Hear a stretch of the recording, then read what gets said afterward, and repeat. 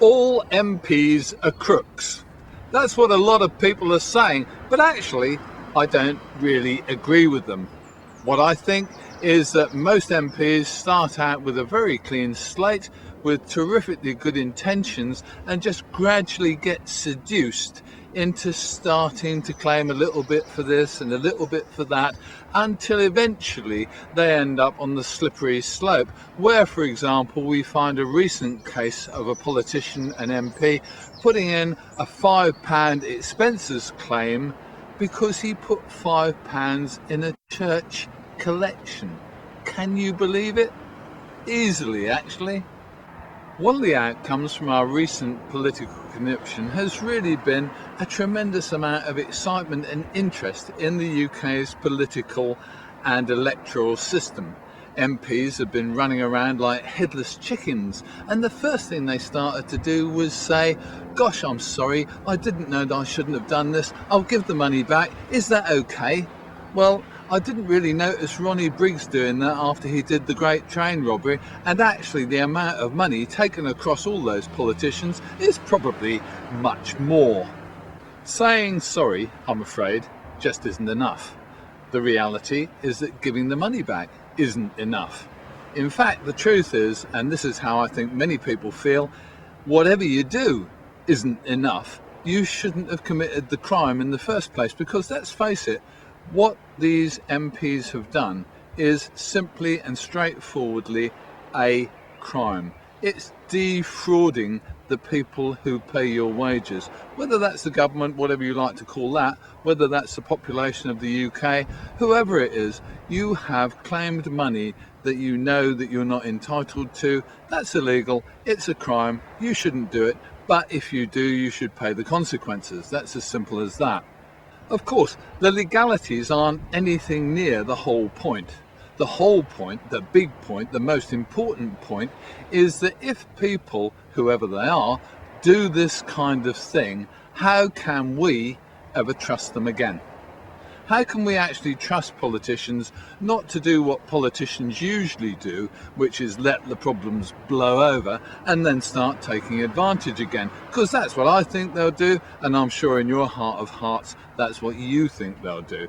Once this all blows over, the expenses claims will start to creep up again. They'll start to gradually go up, and before we know it again, in 5 or 6 years' time, there'll be a big outcry in one of the papers, MPs are getting too much expenses.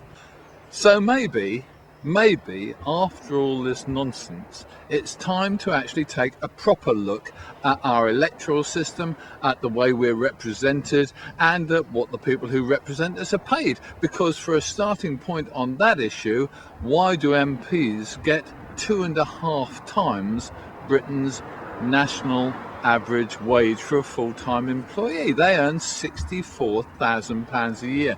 Am I jealous? Not really, but I think it's more than they deserve. The truth of the matter is that our MPs can earn £64,000 a year. After serving for just 13 years in Parliament, they're entitled to a pension of around £20,000 a year. Gosh, I wish I'd known that. I'd have become an MP when I was 25. The point about these salaries, of course, is not just the money. It's the fact that we live in what's called a representative democracy. That means that the people we elect are elected to represent us. I have to tell you that, from my viewpoint, someone who earns 2.5 times the national average salary, someone who potentially gets 20, 30, 50 or however many grand a year in expenses, doesn't represent me. They don't represent anybody apart from themselves. So let's start dealing with our political system, and let's make it a root and branch change. Let's look at the way we're represented. Let's look at the way our representatives are paid. Let's look at the way that we control and influence our representatives. I honestly think that MPs' salaries should be related to the national average wage. I believe that expenses should be related to the real costs of living.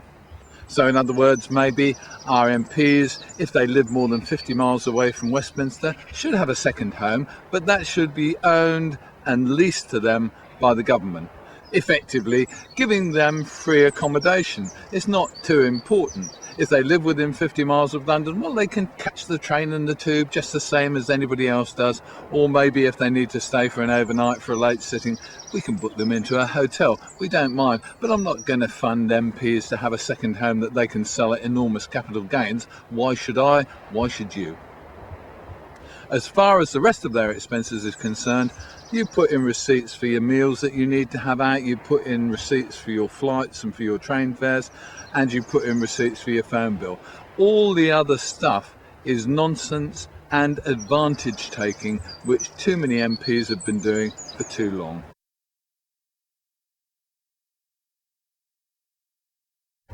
Let's make a start also at looking at the MP's wonderful and generous pension system.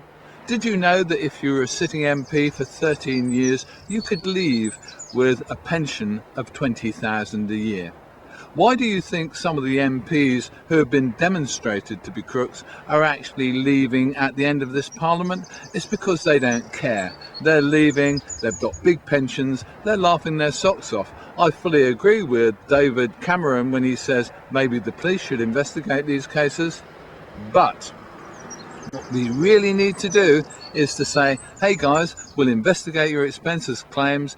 If you're proved guilty of defrauding your expenses, what should happen to you is the same as what happens to a policeman who's sacked, someone in whom we trust and someone upon whom we rely. They go with no pension. They say goodbye. They are left to fend for themselves. Why not?